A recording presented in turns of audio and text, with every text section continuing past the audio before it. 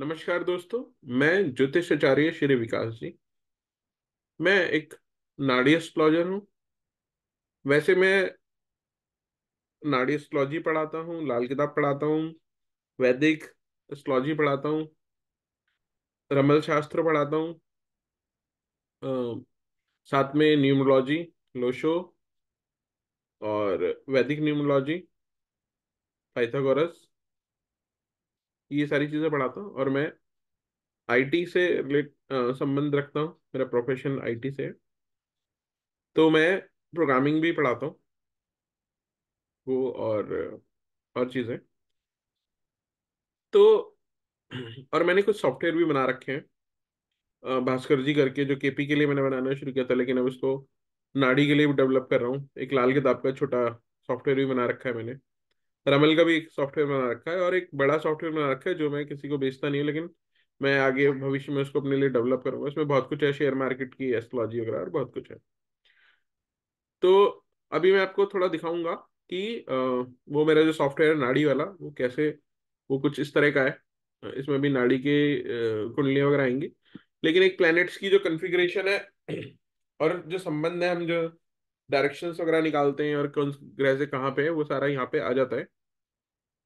लेकिन बेसिकली ये वीडियो जो है, ये है चार्ट एनालिसिस है। ये 11 मार्च 1981 को जन्मे लोगों का है। मैं इसमें टाइम ऑफ बर्थ नहीं लिया, प्लेस ऑफ बर्थ नहीं लिया। तो जो कन्फिग्रेशन है, कुंडली बनी है, वो सुबह 9 बजे की मैंने कुंडली बनाई है, मैं दिखाता हूँ आप लोगों को। और दिल्ली की कुंडली बनाई है। तो ये करीबन करीबन हर लगन के लिए एप्लीकेबल होगी। आगे अगर टाइम मिला तो मैं लगन के हिसाब से भी वीडियोस लेके आऊंगा, क्योंकि वीडियो शायद काफी बड़ा हो जाएगा यहीं से ही। तो मैं आपको ये सिर्फ दिखाना चाहता हूँ कि भृगुनंदी नाड़ी में बिना टाइम ऑफ बर्थ के भी हम प्रिडिक्शन कर सकते हैं, और बहुत सारी प्रिडिक्शन कर सकते हैं। ऐसा नहीं है एक दो चार, सौयों प्रिडिक्शन हम कर सकते हैं। मैं कुछ 10-20 प्रिडिक्शन आपको करके दिखाऊंगा यहाँ पे।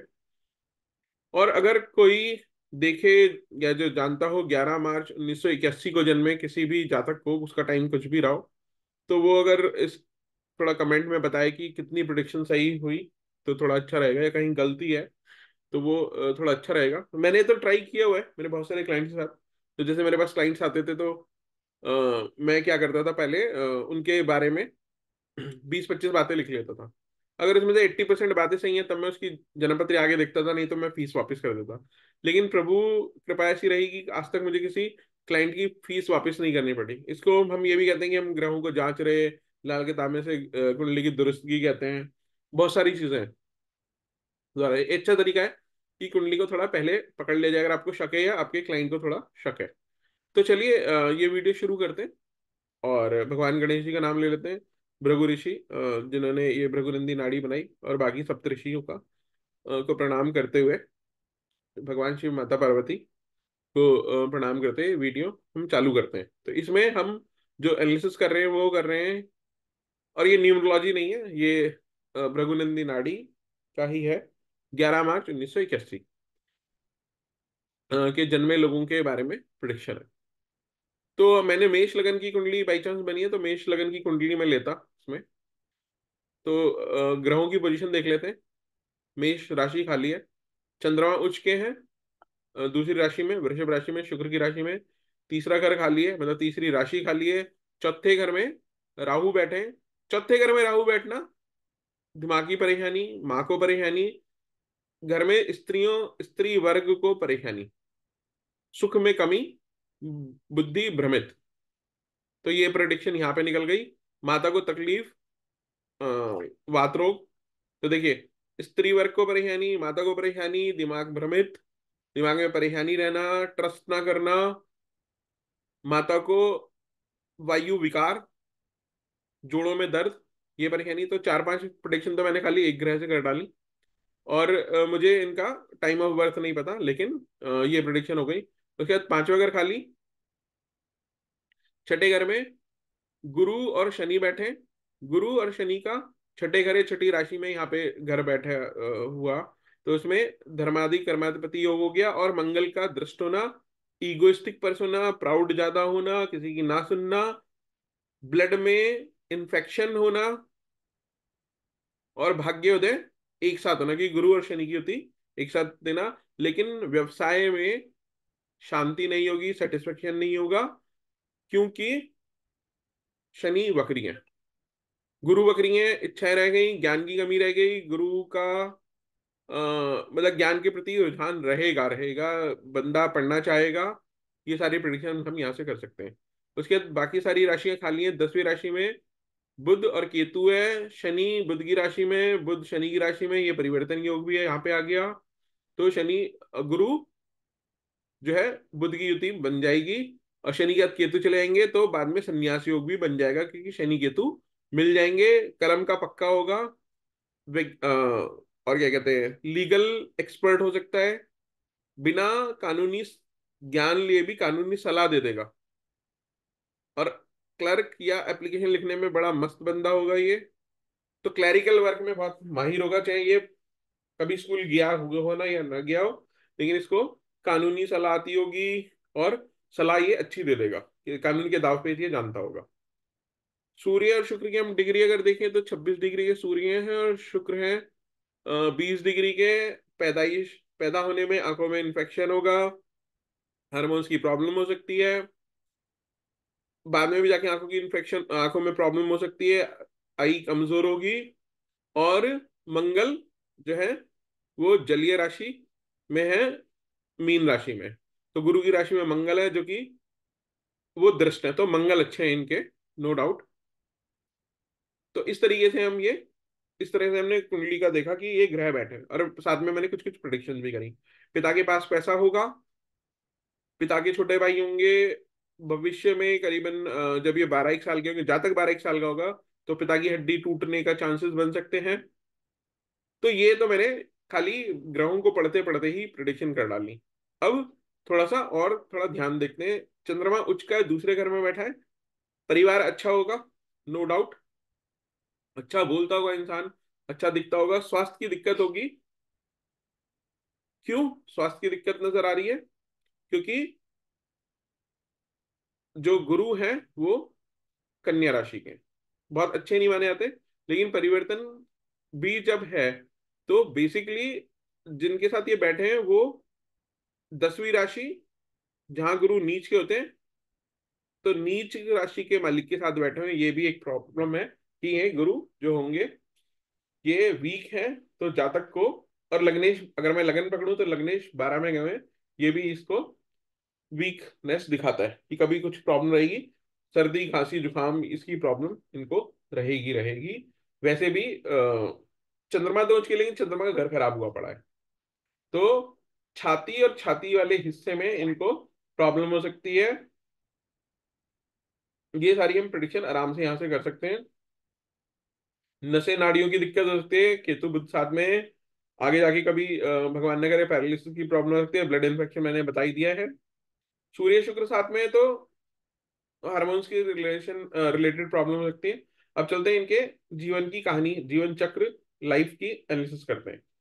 पैदा हुए पिता को फायदा होगा, अ, इनसे बड़े शुक्र, गुरु की डिग्री 13 है और शनि की डिग्री 14। तो बिल्कुल ये पास पास में, गुरु चले आगे शनि से मिले, उसके बाद आगे चले कुछ नहीं मिला, और फिर मिले केतु की डिग्री 15 है और बुध की डिग्री 29 है।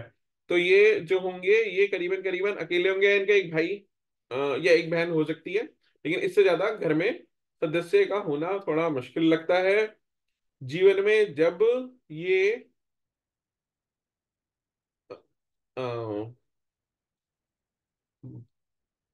6 साल के होंगे, 5 साल के होंगे, 9 साल के होंगे, तब इनके स्थान में परिवर्तन आएगा। तो 9, अगर 5 साल पे नहीं आएगा तो 9 साल पे तो पक्का स्थान परिवर्तन है। 6 साल के होने पे हड्डी का टूटना या ऊंचाई से गिरने पे, गिर के कहीं से चोट लग सकती है, ये भी तय है। जब ये करीबन 5 साल के होंगे पिता को काफी धन लाभ होगा, इनकी एजुकेशन करीबन 5 साल पे चालू होगी। नहीं तो ये कलम जब पकड़ेंगे करीबन एक 5 साल के होंगे, या इनकी लिखाई में थोड़ा दम होगा। और क्या कहते हैं इनके भाग्योदय, अच्छा होगा, क्योंकि शनि और गुरु दोनों साथ में है। इनका भाग्योदय 12 साल पे, जो कि पिता के पास जाएगा, पिता को काफी फायदा होगा। 24 साल पे। और इनकी जो और भी सारी डिटेल अब हम थोड़ा सिस्टमेटिकली चल देते हैं। शादी का योग बनेगा इनका।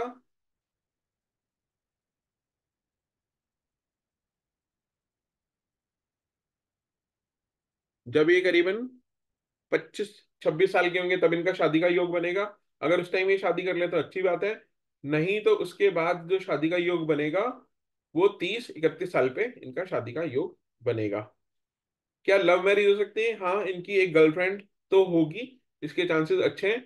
गर्लफ्रेंड के बाद जो है वो पत्नी हो सकती है, वो पत्नी में कन्वर्ट भी हो सकती है। पत्नी जो हो सकती है, या तो उसके फादर या वो खुद सरकार से धन प्राप्ति होती होगी, उसको ये दिख रहा है। और वो हो सकता है पुलिस फोर्स में या सेना में हो, ऐसा भी नजर आ रहा है। फादर के साथ भी यही है कि फादर हो सकता है नेवी में हो या टेक्निकल डिपार्टमेंट में हो सकते हैं, लेकिन वहाँ पानी से रिलेटेड कुछ ना कुछ काम होगा, या बोट वगैरह चलाते होंगे, इस तरह का चांसेस बनते हैं। तो दोस्तों, आपने देखा होगा, आपने देखा कि मैंने काफी सारी प्रिडिक्शन कर डाली। मेरे ख्याल से मैंने गिनी नहीं, लेकिन 20-25 प्रिडिक्शन मैं कर डाली। अगर माता के बारे में बोले तो माता काफी धार्मिक होंगी और कर्मठ होंगी। उनको भी जैसे मैंने बताया, उनको प्रॉब्लम तो ये पक्का है कि उनको वात रोग, मतलब कि सर्दी में बहुत ज्यादा हेल्थ प्रॉब्लम रहती रहेगी। पिता का स्वास्थ्य ठीक रहेगा करीबन, लेकिन उनको हार्मोन से प्रॉब्लम रिलेटेड प्रॉब्लम होती है, और इस जातक को भी हार्मोन से रिलेटेड प्रॉब्लम हो सकती है। ज्यादा भाई बहन नहीं होंगे। पत्नी का एक छोटा भाई या दो छोटे भाई होने के चांसेस हैं, उसके बाद एक छोटी बहन हो सकती है। पत्नी भी अपने घर में जहां तक है सबसे बड़ी ही होंगी। तो देखिए, ये मैंने खाली डेट ऑफ बर्थ से इतनी प्रिडिक्शन करी। अगर आप अपना भी लाइफ का एनालिसिस कराना चाहते हैं, 1 साल का, 2 साल का, 5 साल का, 10 साल का, तो आप मुझसे संपर्क कर सकते हैं। अगर आप नाड़ी ज्योतिष सीखना चाहते हैं तो मुझसे संपर्क कर सकते हैं। केपीएस्ट्रोलॉजी सीखना चाहते हैं तो मुझसे संपर्क कर सकते हैं। और दोस्तों, ये तो मैंने खाली अभी D1 से की है, और जो मेरा ये सॉफ्टवेयर है, जो मैं आगे अभी इसको डेवलप भी कर रहा हूँ, ये देखिए, इससे तो मैंने भी इसको यूज ही नहीं किया है। तो चंद्रमा मुझ के नजर ही आ रहे हैं।